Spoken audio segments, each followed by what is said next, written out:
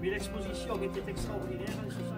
Le travail de foi dans le miroir du temps, je dirais que c'est né l'été dernier. Il y a eu ce qu'on a appelé des cafés citoyens sur la place qui est à côté du Léo-Lagrange à Foix, où la population a été invitée, tous les gens qui passaient étaient invités à venir boire un café, manger un petit croissant. Et les gens ont commencé à parler de souvenirs, à évoquer le vieux Foix. Et donc petit à petit a émergé l'idée de faire ce travail qu'on a baptisé Foix dans le miroir du temps.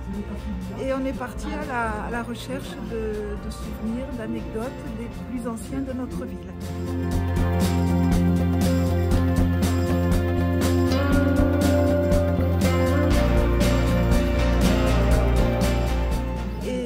On a eu pas mal de matériel, donc on s'est dit on pourrait faire une exposition, voire des expositions. Et on a eu l'idée de commencer par le pont Vieux parce que pendant très longtemps il a été le seul pont de la ville. Il date de 1144 ce pont, donc c'est quand même très ancien. Beaucoup de l'activité économique de la ville était autour de ce pont. Et d'autre part, il y avait l'actualité qui faisait que les travaux vont bientôt commencer sur le pont Vieux, qui va être rénové. Ce qui est très précieux pour nous, c'est toutes les anecdotes et les souvenirs qu'on a dispersés sur tous les panneaux là, de la seconde partie de l'exposition. Alors des anecdotes ou amusantes ou certaines un peu plus tristes, des souvenirs un petit peu pittoresques des plus anciens de la ville.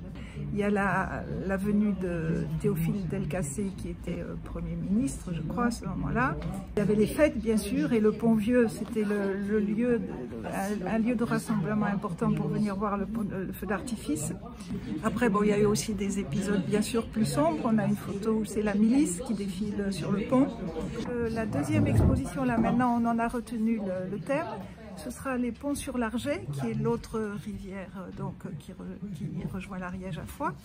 Et l'hostellerie de la Barbacane, qui est malheureusement maintenant à l'abandon et qui a été un haut lieu de l'Ariège. Moi j'ai un ami qui a 86 ou 87 ans, qui était à Saint-Giron quand il était jeune, et il me disait à Foix, il y avait le château et la Barbacane. Pour lui, c'était lointain à l'époque, parce que à l'époque c'était loin, Saint-Giron de Foix. C'était le château et la Barbacane qui étaient les deux lieux importants de Foix. Et la troisième, ça devrait être les cafés et les restaurants. Donc les gens, ils écrivent, ils recherchent dans leurs vieilles photos, et c'est très touchant, je trouve, de voir comment tous ces anciens de la ville, ils jouent le jeu et ils s'impliquent, ils s'investissent dans ce projet. Donc ça, c'est vraiment une des grandes satisfactions que nous avons de voir à quel point ils sont présents.